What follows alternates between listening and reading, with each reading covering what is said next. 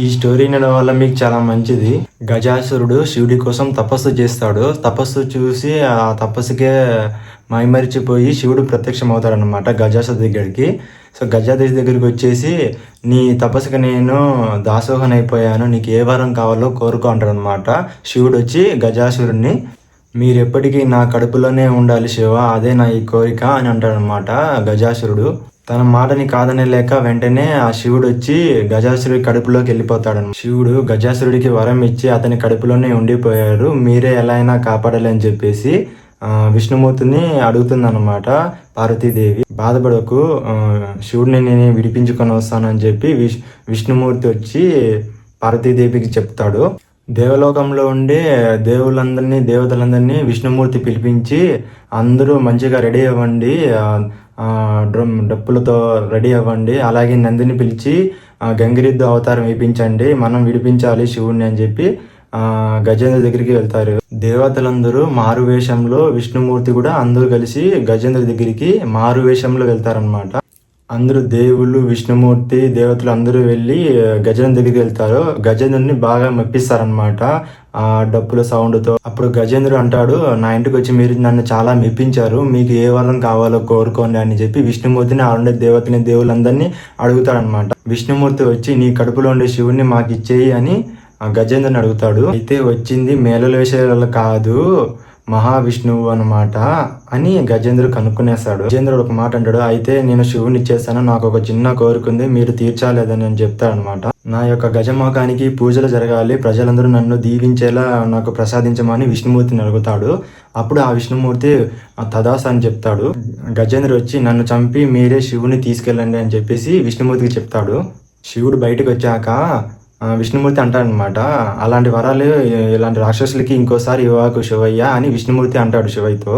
అలాగే విష్ణు అని చెప్పేసి, నేను పార్వతీ దగ్గరికి వెళ్ళాలి అని చెప్పి శివుడు కైలాసానికి వెళ్తాడు అనమాట.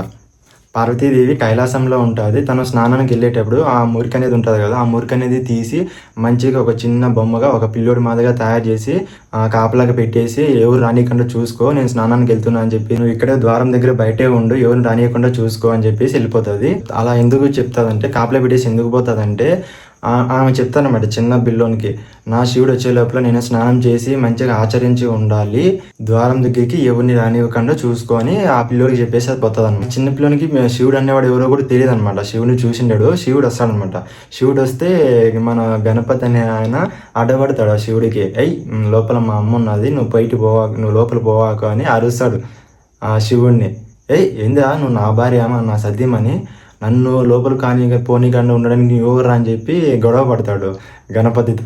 నన్నే వెళ్ళొద్దంటావా అని శివుడు కోపంతో త్రిశూలాన్ని విసురుతాడనమాట గణపతికి. త్రిశూలం విసిరి తనే తలకాయకి, ఆ తలకాయ అనేది పడమరం వైపు పడిపోతుంది అనమాట. అతను నార్మల్గా పడిపోతాడు గణపతి స్వామి. నా కొడుకునే చంపేస్తావా అని చెప్పి పార్వతీదేవి చాలా కోపంగా గంభీరంగా అయిపోతుంది. నువ్వే ఆ బిడ్డని ఎలాగైనా కాపాడాలని చెప్పి పార్వతీదేవి శివుని గట్టిగా గర్జిస్తుంది, కోపడుతుంది. శివుడు వచ్చి, శాంతించు పార్వతీదేవి, శాంతించు, నేను ఎలాగైనా బతికిస్తాను అని చెప్పి అంటాడనమాట. వెంటనే శివుడు వచ్చి తన భటులను పిలిపించి భూలోకానికి వెళ్ళి ఎవరిదైతే పడమర వైపు తల అయితే పడి ఉంటుందో ఆ తలను తీసుకొని రండి అని చెప్పి పంపిస్తాడు భటుల్ని. భటులందరూ దేశమంతా తిరుగుతారు, భూలోకం అంతా తిరిగి మొత్తం తిరుగుతారు. ఎక్కడే కానీ పడమర వైపున ఆ తలకాయ అనేది ఉండదు, పడిపోయి ఉండదు. సో వాళ్ళు వెతకంగా ఆ గజాసురుడు చనిపోయి ఉంటాడు కదా, ఆయన తలకాయ అనేది పడమర వైపు పడుకో ఉంటుంది లాస్ట్కి చివరికి. సో ఏం చేయాలో తెలియక భటులు ఏం చేస్తారంటే ఆ గజాసురుడి తలకాయని ఎత్తుకొని వచ్చి పార్వతీ దగ్గరికి తీసుకొని వస్తే పార్వతీదేవి ఒప్పుకోదు.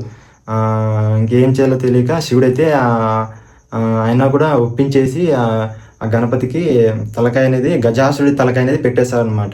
గజాసురుడి తలకాయ పెట్టి ప్రాణం పోస్తాడు మన గణపతికి. గజాసురుడు తలకాయ పెట్టిన తర్వాత శివుడు ఎత్తుకుంటానే చాలా బాగా క్యూట్గా ఉంటాడు గణపతి. అన్నికి గజాసురుడి ముఖం చాలా బాగున్నది గణపతి స్వామి అని సంతోషపడతాడు.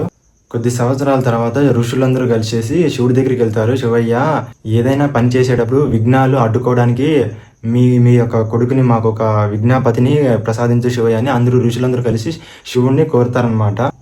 ఋషులు చెప్పిన విధంగానే సరే మీ యొక్క కోరిక మేరకు నేను మా ఇద్దరు కొడుకులలో ఒకరిని విజ్ఞాపతిని చేస్తానని చెప్పి శివుడు ఋషులతో మాట ఇస్తాడు. శివయ్య తన ఇద్దరు కుమారులైన మణికంఠ స్వామిని అలాగే గణపతి స్వామిని ఇద్దరిని పిలిపించి మీ ఇద్దరిలో ఎవరైతే ముందుగా త్వరగా ఎవరైతే ముల్లోకాలన్నీ తిరిగి త్వరగా వస్తారో వాళ్ళే విజ్ఞాపతులు అని చెప్పేసి ఆ ఇద్దరు కుమారులకి చెప్తాడనమాట శివయ్య. సో అప్పుడు వాళ్ళిద్దరు ఏం చేస్తారంటే, ఒకడేమో మణికంఠ స్వామి ఏమో తన వాహనమైన నెమలిని పట్టుకొని ఫాస్ట్గా వెళ్ళిపోతారనమాట. ఆయన వచ్చి గణపతికి ఆయన వాహనం ఏముంది, ఓన్లీ ఎలుక ఉంటుంది. ఆ ఎలుక మీద నేను కూర్చుంటే ఏమవుతుంది, ఎలుకంగా పటక్కన అయిపోతుంది.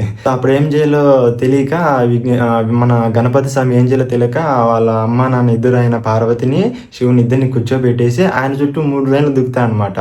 3 రౌండ్లు తిరిగేసి ఇది చూసిన శివుడు పార్వతులు ఇద్దరు కలిసి మేము ఆశ్చర్యపోయి అడుగుతారు, ఏంది గణపతి, మీ తమ్ముడేమో వెళ్ళిపోయిండు ముల్లోకాలన్నీ తిరగడానికి, నువ్వేమో ఇక్కడే ఉన్నావు అని అడిగితే అప్పుడు అంటారనమాట వాళ్ళ తల్లిదండ్రుల్ని, నాన్నగారు మీరే నాకు ముల్లోక ప్రపంచాలు, మిమ్మల్ని మించి నాకు ఇంకో ప్రపంచం లేదు అని చెప్పేసి అంటారనమాట గణపతి స్వామి శివపార్వతులతో.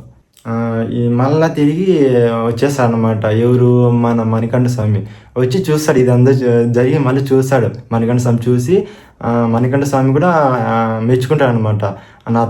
నా అన్నయ్య చెప్పింది నిజమే అని ఒప్పుకుంటాడు. అతనే మన మణికంఠుడే ఒప్పుకుంటాడు అనమాట. ఈ విజ్ఞాపతి పదవికి అన్నయ్య అయితేనే బాగుంటుందే నాన్నగారు అని చెప్పి మణికంఠ స్వామి కూడా శివుడితో అంటాడనమాట. విజ్ఞాపతి అయిపోయినాక దేవతలందరూ కలిసి గణపతికి మంచిగా ఉండ్రాలంట, లడ్లు గిన్నెలు అన్ని మంచిగా ఫుడ్ అనేది పెడతారు. మంచిగా హారం అనేది మంచిగా ఫుడ్ అనేది పెడతాడు. అది అంతా తినేసి మన గణపతి మంచి పొట్ట వించేస్తాడు. కొద్ది రోజుల తర్వాత శివుడు వచ్చి విఘ్నేశ్వరుని పిలిస్తే వెళ్తాడనమాట. విఘ్నేశ్వరుడు వెళ్ళి నా తండ్రికి నమస్కారం చేస్తుంటే పొట్ట అనేది తగులుతుంది, గణపతి స్వామికి పొట్ట తగులుతుంది. అది చూసిన శివుడి పైన ఉన్న చంద్రుడు చూసి నవ్వుతాడు, అది పొట్ట అనేది తగులుకున్నప్పుడు. అది చూసిన పార్వతీదేవి, నా బిడ్డని చూసే నవ్వుతావా, నేను వరం ఇస్తున్నాను, నిన్ను చూసిన ఎవరైనా సరే చేయని తప్పుకి ఆపనింద పడతారు అని చెప్పి శపించేస్తుంది.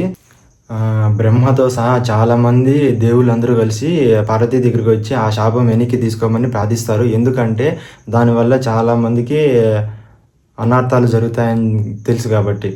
పార్వతీదేవి కోపం శాంతించి ఒక మాట అంటుంది, వినాయక చవితిన రోజు చంద్రుని చూడకూడదు అని పార్వతీదేవి చెప్తుంది. ఇంకా వినాయక చవితి స్టోరీ ఇంకా చాలా ఉంటుంది, ఇలా చెప్పుకుంటూ పోతే. మీరు ఎప్పుడైనా ఖాళీగా ఉన్నప్పుడు యూట్యూబ్లో చూడండి, మన వినాయక స్వామి పండగ ఎందుకు జరుపుకుంటారో, ఎందువల్ల పుట్టిందని మనకు ఒక పురాతనంలో ఉంది. సో ఇక్కడ దాకా చూసిన మీ అందరికీ హ్యాపీ వినాయక చతుర్థి.